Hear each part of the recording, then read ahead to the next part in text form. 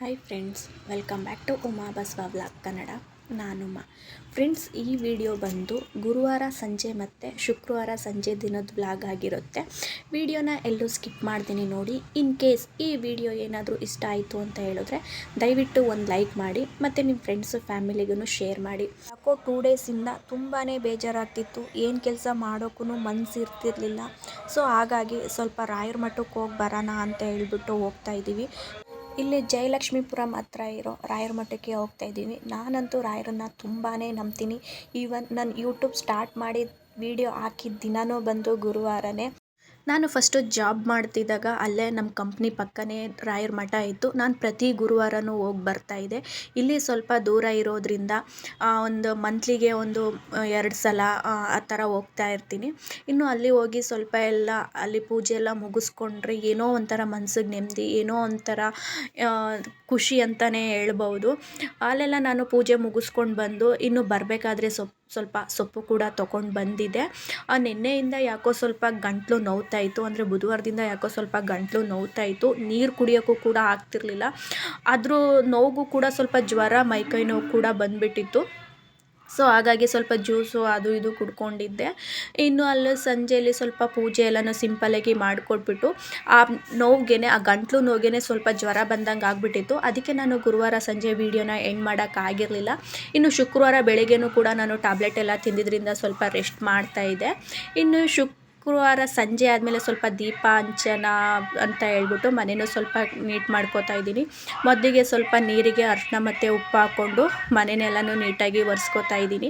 ಪ್ರತಿ ಶುಕ್ರವಾರ ಮತ್ತು ಮಂಗಳವಾರ ನಾನು ಮನೆ ಒರೆಸ್ಬೇಕಾದ್ರೆ ಅರಿಶಿನ ಮತ್ತು ಉಪ್ಪು ಹಾಕ್ಕೊಂಡು ಒರೆಸ್ಕೊತೀನಿ. ಇದನ್ನು ಹಾಕೋದ್ರಿಂದ ಏನೋ ಒಂಥರ ಮನೆಯಲ್ಲಿ ಪಾಸಿಟಿವ್ ವೈಬ್ಸ್ ಅನ್ನೋದು ಇರುತ್ತೆ. ಮನೆಯೆಲ್ಲ ನೀಟಾಗಿ ಒರೆಸ್ಕೊಂಡಾದ್ಮೇಲೆ ಬೆಳಿಗ್ಗೆ ಸ್ವಲ್ಪ ಹುಷಾರಿಲ್ಲದೆ ಇದ್ದಿದ್ದರಿಂದ ಪಾಪುಗೆ ಸ್ನಾನನೂ ಕೂಡ ಮಾಡಿಸಿರಲಿಲ್ಲ. ಈವನ್ ನಾನು ಮಾರ್ನಿಂಗ್ ಟೈಮೇ ನನ್ನ ಪಾಪುಗೆ ಸ್ನಾನ ಮಾಡಿಸ್ಬಿಡ್ತೀನಿ. ಈ ಥರ ಆಯಿಲ್ ಮಸಾಜ್ ಎಲ್ಲ ಮಾಡಿಸ್ಬಿಟ್ಟು ಎಳೆ ಬಿಸಿಲಲ್ಲಿ ಸ್ವಲ್ಪ ಅವನಿಗೆ ಕಾಯಿಸ್ಬಿಟ್ರೆ ಅವ್ನು ಸ್ನಾನ ಮುಗಿಸ್ದಂಗೆ ಆಗುತ್ತೆ ಅಂತ ಹೇಳ್ಬಿಟ್ಟು ಬೆಳಿಗ್ಗೆ ಟೈಮೇ ಅವನಿಗೆ ನಾನು ಸ್ನಾನ ಮಾಡಿಸೋಕ್ಕೆ ಪ್ರಾಮುಖ್ಯತೆ ಕೊಡ್ತೀನಿ. ಇವತ್ತು ಸ್ವಲ್ಪ ಬೆಳಿಗ್ಗೆ ಆಗದೆ ಇದ್ದಿದ್ದರಿಂದ ಸಂಜೆ ಒಂದು 4 ಗಂಟೆ 5 ಗಂಟೆ ಆದಮೇಲೆ ಸ್ನಾನ ಮಾಡಿಸೋಣ ಅಂತ ಹೇಳ್ಬಿಟ್ಟು ಮನೆಯೆಲ್ಲ ಒರೆಸ್ಬಿಟ್ಟು ಅವನಿಗೂ ಕೂಡ ಆಯಿಲ್ ಮಸಾಜ್ ಎಲ್ಲ ಮಾಡ್ಕೋತಾ ಇದ್ದೀನಿ. ಅವನಿಗೂ ಸ್ನಾನ ಎಲ್ಲ ಮಾಡಿಸ್ಬಿಟ್ರೆ ಅಟ್ಲೀಸ್ಟ್ ಅವ್ನು ಮಲ್ಕೊಳ್ಳೋಕ್ಕಾದ್ರೂ ಮಲ್ಕೋತಾನೆ. ನಾನು ಮಿಕ್ಕಿದ ಕೆಲಸನಾದರೂ ಮಾಡ್ಕೋಬೋದು ಅಂತೇಳಿ ಅವ್ನಿಗೂ ಸ್ನಾನ ಮಾಡ್ಸೋಕ್ಕೆ ಎಲ್ಲ ರೆಡಿ ಮಾಡ್ಕೋತಾ ಇದ್ದೀನಿ. ಸ್ವಲ್ಪ ಎಲ್ಲ ನಾನು ಎಕ್ಸಸೈಸ್ ಎಲ್ಲ ಮಾಡಿಸ್ತೀನಿ. ಬೆಳಿಗ್ಗೆ ಟೈಮು ಜಾಸ್ತಿ ನಾನು ಎಕ್ಸಸೈಸ್ ಮಾಡಿಸೋದು. ಇನ್ನು ಅವನಿಗೂ ಎಲ್ಲ ಸ್ನಾನ ಮಾಡಿಸಿ ಅವನಿಗೂ ಕೂಡ ರೆಡಿ ಮಾಡಿಸ್ತಾ ಇದ್ದೀನಿ. ನನ್ನ ಮಗ ಅಂತೂ ಸ್ನಾನ ಮಾಡಿಸ್ಕೊಳ್ಳೋಕ್ಕೆ, ರೆಡಿ ಮಾಡಿಸ್ಕೊಳ್ಳೋಕ್ಕೆ, ಇನ್ನು ಊಟ ತಿನ್ನೋಕ್ಕಂತೂ ತುಂಬಾ ಹಠ ಮಾಡ್ತಾನೆ. ಆದರೂ ನಮ್ಮ ತಾಯಂದಿರಿಗಂತೂ ಎಷ್ಟು ಪೇಷನ್ಸ್ ಅಂದರೆ ಅಷ್ಟೇ ಪೇಷನ್ಸಿಂದ ನಾವು ಮಕ್ಕಳನ್ನ ನೋಡ್ಕೋತೀವಿ. ಇನ್ನು ನಾನು ಅವನಿಗೆ ಸ್ನಾನ ಮಾಡಿಸಿ ಎಲ್ಲ ಆದಮೇಲೆ ಅವ್ನು ನಿದ್ದೆನೇ ಮಾಡಿಲ್ಲ. ನಾನು ಎಷ್ಟೋ ಸರ್ಕಸ್ ಮಾಡಿದೆ, ಬಟ್ ಅವನು ನಿದ್ದೆ ಮಾಡಿಲ್ಲ. ಇನ್ ಕೇಸ್ ಇನ್ನೇನು ಮಾಡೋಕ್ಕಾಗುತ್ತೆ ಅಂತ ಹೇಳ್ಬಿಟ್ಟು ಅಟ್ಲೀಸ್ಟ್ ಟೀನಾದರೂ ಮಾಡ್ಕೊಂಡು ಕುಡಿಯೋಣ ಅಂತ ಕುಡಿತಾ ಇದ್ದೀನಿ. ಟೀ ಮಾಡೋಷ್ಟರಲ್ಲಿ ಅಥವಾ ಬೇರೆ ಕೆಲಸ ಮಾಡ್ಕೊಳ್ಳೋಷ್ಟರಲ್ಲಿ ಮಲ್ಕೊಂಡ್ರೆ ಇನ್ನು ಮಿಕ್ಕಿದ ಕೆಲಸ ಮಾಡ್ಕೋಬೋದು ಅಂತ ಹೇಳ್ಬಿಟ್ಟು ಟೀ ಮಾಡ್ಕೊಂಡು ಕುಡಿದು ಆಯಿತು, ಎಲ್ಲ ಆಯಿತು. ಅವನು ಮಾತ್ರ ಮಲ್ಕೊಂಡೇ ಇಲ್ಲ. ಸೊ ಹಾಗಾಗಿ ಅವನು ನೋಡ್ಕೊಂಡು ಇನ್ನು ಚಿಕ್ಕ ಪುಟ್ಟ ಅಡುಗೆಗೆ ಏನಾದರೂ ಕಟ್ ಮಾಡ್ಕೊಳ್ಳೋದಿದ್ರೆ ಅದನ್ನೆಲ್ಲ ಕಟ್ ಮಾಡಿಕೊಂಡು ಅವ್ನು ಮಲ್ಕೊಂಡ್ಮೇಲೆ ಏನಾದರೂ ಮಿಕ್ಸಿ ಸೌಂಡ್ ಇದ್ದರೆ ಅದನ್ನೆಲ್ಲ ರುಬ್ಕೊಬಿಡೋಣ, ಕುಕ್ಕರ್ ವಿಷಲ್ದಿದ್ದರೆ ಆ ಥರ ಅವ್ನು ಎಚ್ಚರವಾಗಿದ್ದಾಗಲೇ ಕೂಗಿಸ್ಕೊಂಡು ಬಿಡೋಣ ಅಂತೆಲ್ಲ ರೆಡಿ ಮಾಡ್ಕೊತಾ ಇದ್ದೀನಿ. ಇನ್ನು ಸ್ವಲ್ಪ ಗೋರಿಕಾಯಿ ತೊಗೊಂಡು ಬಂದಿದ್ದೆ, ಅದನ್ನು ಸ್ವಲ್ಪ ಪಲ್ಯ ಮಾಡೋಣ ಅಂತ ಹೇಳ್ಬಿಟ್ಟು ಒಂದು ಗೆಡ್ಡೆ ಬೆಳ್ಳುಳ್ಳಿ ಮತ್ತು ಒಂದು ಸ್ವಲ್ಪ ಕಡಲೆ ಬೀಜನೂ ಕೂಡ ಹುರಿದಿಟ್ಟಿಟ್ಕೊಂಡಿದ್ದೆ. ಅದನ್ನು ಕೂಡ ಹಾಕ್ಕೊಂಡು ಸ್ವಲ್ಪ ರೆಡ್ ಚಿಲ್ಲಿ ಪೌಡ್ರು, ಸ್ವಲ್ಪ ಕರಿಬೇವಿನ ಸೊಪ್ಪು ಹಾಕ್ಕೊಂಡು ಅದನ್ನು ನೀರು ಹಾಕ್ತೇನೆ ಈ ಥರ ತರಿ ಥರ ರುಬ್ಬಿ ಎತ್ತಿಟ್ಕೊಂಡಿದ್ದೀನಿ. ಅವನು ಎಚ್ಚರವಾಗಿದ್ದಾಗಲೇ ಸ್ವಲ್ಪ ಈ ಥರ ಗೋರಿಕಾಯಿನೆಲ್ಲ ಕಟ್ ಮಾಡಿ ಎತ್ತಿಟ್ಕೊಂಡಿದ್ದೆ. ಅವ್ನು ಮಲ್ಕೊಂಡ್ಮೇಲೆ ಮಿಕ್ಸಿ ಸೌಂಡ್ ಆಗಿಬಿಟ್ರೆ ಎದ್ಬಿಡ್ತಾನೆ ಅಂತ ಹೇಳ್ಬಿಟ್ಟು ಇದನ್ನೆಲ್ಲ ರೆಡಿ ಮಾಡಿ ಎತ್ತಿಟ್ಕೋತಾ ಇದ್ದೀನಿ. ಈ ಗೋರಿಕಾಯಿನೂ ಕೂಡ ಒಂದು ವಿಷಲಷ್ಟು ಕೂಗಿಸ್ಕೊಳ್ಳೋಣ ಅಂತ ಹೇಳ್ಬಿಟ್ಟು ಗೋರಿಕಾಯಿ, ಸ್ವಲ್ಪ ನೀರು, ಸ್ವಲ್ಪ ಉಪ್ಪು ಹಾಕಿ ಕೂಗಿಸ್ಕೋತಾ ಇದ್ದೀನಿ.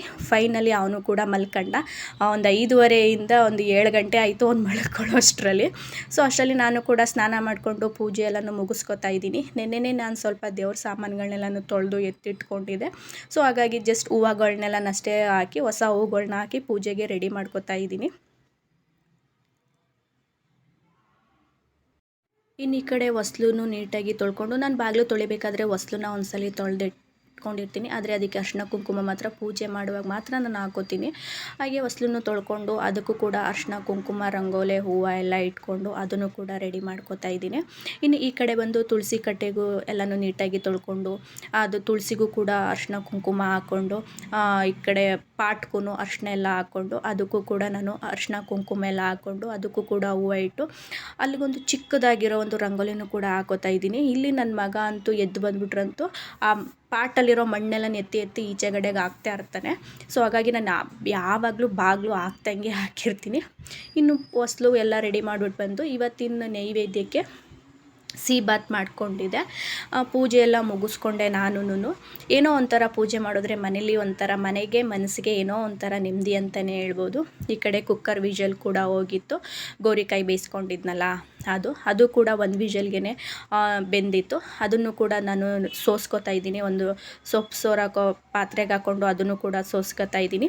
ಅದು ಸ್ವಲ್ಪ ನೀರೆಲ್ಲ ಡ್ರೈ ಆಗೋವರೆಗೂ ಬಿಟ್ಟು ಈ ಕಡೆ ಒಂದು ಪಾತ್ರೆಗೆ ಕಾಯಕ್ಕೆ ಇಟ್ಕೊಂಡು ಸ್ವಲ್ಪ ಎಣ್ಣೆ ಹಾಕ್ಕೊಂಡು ಎಣ್ಣೆ ಕಾದ್ಮೇಲೆ ಇದಕ್ಕೆ ನಾನು ಸಾಸಿವೆನೂ ಕೂಡ ಹಾಕೋತಾ ಇದ್ದೀನಿ.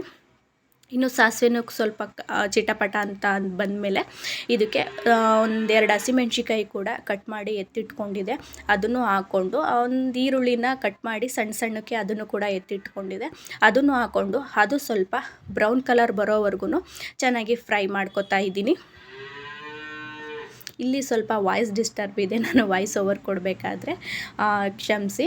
ಮತ್ತು ಎಣ್ಣೆಯಲ್ಲಿ ಅದು ಈರುಳ್ಳಿ ಎಲ್ಲ ಬೆಂದಾದಮೇಲೆ ಆ ಟೊಮೊಟೊನ ಕಟ್ ಮಾಡಿ ಇಟ್ಟಿಟ್ಕೊಂಡಿದ್ದೆ ಒಂದು ಮೀಡಿಯಮ್ ಸೈಜ್ದು. ಅದನ್ನು ಹಾಕ್ಕೊಂಡು ಸ್ವಲ್ಪ ಉಪ್ಪು ಹಾಕ್ಕೊಂಡಿದ್ದೆ. ಯಾಕಂತ ಹೇಳಿದ್ರೆ ನಾನು ಗೋರಿಕಾಯಿ ಬೇಯಿಸೋಕ್ಕೂ ಸ್ವಲ್ಪ ಉಪ್ಪು ಹಾಕ್ಕೊಂಡಿದ್ದೆ. ಸೊ ಹಾಗಾಗಿ ಈ ಮಸಾಲೆಗೆ ಮತ್ತು ನಾನು ರುಬ್ಬಿಟ್ಕೊಂಡಿದ್ನಲ್ಲ ಆ ಮಸಾಲೆಗೆ ಎಷ್ಟು ಉಪ್ಪು ಬೇಕೋ ಅಷ್ಟಕ್ಕೆ ಮಾತ್ರ ಚಿಟಿಕೆ ಉಪ್ಪಷ್ಟು ಹಾಕ್ಕೊಂಡು ಇನ್ನು ರುಬ್ಬೆತ್ತಿಟ್ಕೊಂಡಿರೋ ಪೌಡ್ರನ್ನು ಕೂಡ ಹಾಕ್ಕೊಂಡು ಇದು ಸ್ವಲ್ಪ ಹಸಿ ವಾಸನೆ ಹೋಗೋವರೆಗೂ ನಾವು ಹಸಿದೇ ಅಲ್ವಾ ರುಬ್ಕೊಂಡಿದ್ದು, ಅದಕ್ಕೆ ಅದು ಹಸಿ ವಾಸನೆ ಹೋಗೋವರೆಗೂ ಎಣ್ಣೆಲಿ ಸ್ವಲ್ಪ ಫ್ರೈ ಮಾಡಿಕೊಂಡು ಅದು ಎಣ್ಣೆ ಬಿಟ್ಟ ಮೇಲೆ ಸೋರು ಹಾಕ್ಕೊಂಡಿರೋ ಗೋರಿಕಾಯಿನ ಹಾಕ್ಕೊಂಡು ಫ್ರೈ ಮಾಡ್ಕೊತಾ ಇದ್ದೀನಿ. ತುಂಬಾ ಟೇಸ್ಟಿಯಾಗಿರುತ್ತೆ. ಎಲ್ಲೂ ಕಹಿ ಅನಿಸೋದೇ ಇಲ್ಲ. ತುಂಬಾ ಚೆನ್ನಾಗಿರುತ್ತೆ.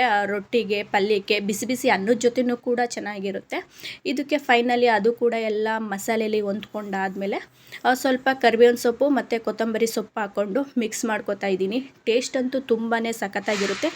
ಕಹಿ ಇರುತ್ತೆ, ಚೆನ್ನಾಗಿರಲ್ಲ ಅಂತ ಹೇಳೋರು ಈ ಥರ ಒಂದು ಸಲ ಟ್ರೈ ಮಾಡಿ.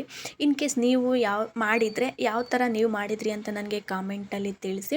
ಇನ್ನು ಆ ಪಲ್ಯ ಆದಮೇಲೆ ನಾನು ನಿನ್ನೆ ಸೊಪ್ಪು ತಗೊಂಡು ಬಂದಿದ್ನಲ್ಲ, ಹುಷಾರಿಲ್ಲದೆ ಇದ್ದಿದ್ದಕ್ಕೆ ಮಾಡಿರಲಿಲ್ಲ, ಸುಮ್ಮನೆ ಎತ್ತಿಕ್ಬಿಟ್ಟಿದೆ. ಇವತ್ತು ಸ್ವಲ್ಪ ಮೊಸಪ್ಪು ಮಾಡ್ಕೊಳ್ಳೋಣ ಅಂತ ಸಿಂಪಲಾಗಿ ಎಲ್ಲ ರೆಡಿ ಮಾಡ್ಕೊತಾ ಇದ್ದೀನಿ. ಸೊಪ್ಪನ್ನು ವಾಶ್ ಮಾಡಿ ನೀರೆಲ್ಲ ಸೋರಾಕೋಕ್ಕೆ ಎತ್ತಿಟ್ಕೊಂಡಿದ್ದೆ. ಈ ಕಡೆ ಒಂದು ಈರುಳ್ಳಿ, ಒಂದು ಗೆಡ್ಡೆ ಬೆಳ್ಳುಳ್ಳಿ ಮತ್ತು ಒಂದೆರಡು ಟೊಮೊಟೊನೂ ಕೂಡ ಗ್ಯಾಸ್ ಸ್ಟವಲ್ಲಿ ಸುಟ್ಕೋತಾ ಇದ್ದೀನಿ. ಈ ಥರ ಸುಟ್ಕೊಂಡು ಮಾಡಿಕೊಂಡ್ರೆ ಮೊಸಪ್ಪು ಸ್ವಲ್ಪ ಟೇಸ್ಟು ಚೆನ್ನಾಗಿರುತ್ತೆ. ಒಲೆಯಲ್ಲಿ ಸುಟ್ಟಿದ್ರೆ ಇನ್ನೂ ತುಂಬಾ ಚೆನ್ನಾಗಿರುತ್ತೆ. ಬಟ್ ಇಲ್ಲಿ ಒಲೆ ಇಲ್ಲ.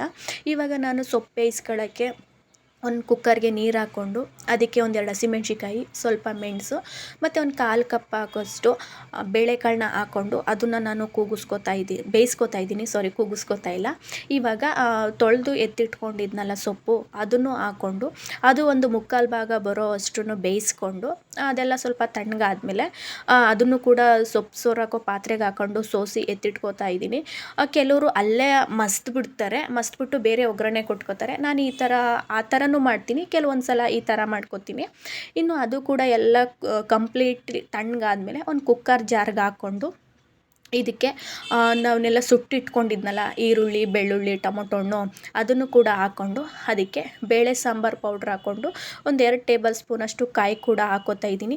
ನನಗೆ ಇಲ್ಲಿ ಸ್ವಲ್ಪ ಸ್ಪೇಸು ಚಿಕ್ಕದು, ಅಂದರೆ ಒಂದೇ ಕಲ್ಲನ್ನ ಇಲ್ಲಿ ಹಾಕಿರೋದು. ಹಾಗಾಗಿ ನನಗೆ ಯಾವುದನ್ನು ಶೂಟ್ ಮಾಡ್ಕೊಳ್ಳೋಕೆ ಹೋದ್ರೂ ಇನ್ನೊಂದು ಬೇರೆ ಕಡೆ ಅದು ವಿಡಿಯೋ ಆಗಲ್ಲ. ಸೊ ಹಾಗಾಗಿ ಇನ್ನು ಅದನ್ನು ಕೂಡ ರುಬ್ಕೊಂಡು ಬಂದು ಈ ಕಡೆ ಒಗ್ಗರಣೆಗೆ ಪಾತ್ರೆ ಇಟ್ಟು ಅದಕ್ಕೆ ಸ್ವಲ್ಪ ಎಣ್ಣೆ ಹಾಕ್ಕೊಂಡು ಸಾಸಿವೆ ಮತ್ತು ಈರುಳ್ಳಿನೂ ಕೂಡ ಹಾಕ್ಕೊಂಡು ರುಬ್ಬೆತ್ತಿಟ್ಕೊಂಡಿರೋ ಸೊಪ್ಪನ್ನು ಕೂಡ ಹಾಕೋತಾ ಇದ್ದೀನಿ. ಇನ್ನು ಅದಾದಮೇಲೆ ಅದು ಕುದಿ ಬಂದಮೇಲೆ ಅದಕ್ಕೆ ಉಪ್ಪು ಕೂಡ ಹಾಕೋತಾ ಇದ್ದೀನಿ. ಫೈನಲಿ ಅಡುಗೆ ಕೂಡ ಆಯಿತು. ಹೇಳಿದ್ನಲ್ಲ, ಇಲ್ಲಿ ಇದೆಯಲ್ಲ ಕಲ್ಲು, ಇದು ಬಿಟ್ಕೊಂಡ್ರೆ ಬೇರೆ ಯಾವುದೇ ಕಲ್ಲನ್ನ ಇಲ್ಲಿ ಹಾಕಿಲ್ಲ. ಸೊ ಹಾಗಾಗಿ ನನಗೆ ಪಾತ್ರೆ ಇಟ್ಕೊಳ್ಳೋಕ್ಕೆ ಅಥವಾ ಕಾಳು ಡಬ್ಬಿ ಇಟ್ಕೊಳ್ಳೋಕ್ಕೆ ಸ್ವಲ್ಪ ಹಿಂಸೆ ಆಗುತ್ತೆ. ಇನ್ನು ಮೊಸಪ್ಪು ಕೂಡ ಆಗಿತ್ತು. ಹಸ್ಬೆಂಡ್ ಕೂಡ ಬಂದರು. ಇವತ್ತು ನಾನು ಮುದ್ದೆ ಮಾಡಿಲ್ಲ, ಏಕೆಂದರೆ ಮಧ್ಯಾಹ್ನನೇ ಮಾಡಿದ್ದೆ. ಮಾತ್ರೆ ತಿನ್ನಬೇಕು ಅಂತ ಹೇಳ್ಬಿಟ್ಟು. ಸೊ ಹಾಗಾಗಿ ಮುದ್ದೆ ಮಾಡಿರಲಿಲ್ಲ. ಹಾಗಾಗಿ ಸ್ವಲ್ಪ ಪಲ್ಯ, ಅನ್ನ, ಮೊಸಪ್ಪು ಮಾಡಿದೆ. ಪಾಪುಗೂ ಕೂಡ ಸ್ವಲ್ಪ ಇದನ್ನೇ ತಿನ್ನಿಸ್ದೆ ನಾನು. ಇನ್ನು ಅವನು ಕೂಡ ಮಲ್ಕೊಬಿಟ್ಟ. ಎದ್ದಿದ್ದು ಮತ್ತೆ ಮಲ್ಕೊಬಿಟ್ನ. ನಾನು ಇಲ್ಲಿಗೆ ಎಂಡ್ ಮಾಡ್ತೀನಿ ಫ್ರೆಂಡ್. ದಯವಿಟ್ಟು ಎಲ್ಲರೂ ಸಪೋರ್ಟ್ ಮಾಡಿ ಫ್ರೆಂಡ್ಸ್. ಬಾಯ್, ಗುಡ್ ನೈಟ್.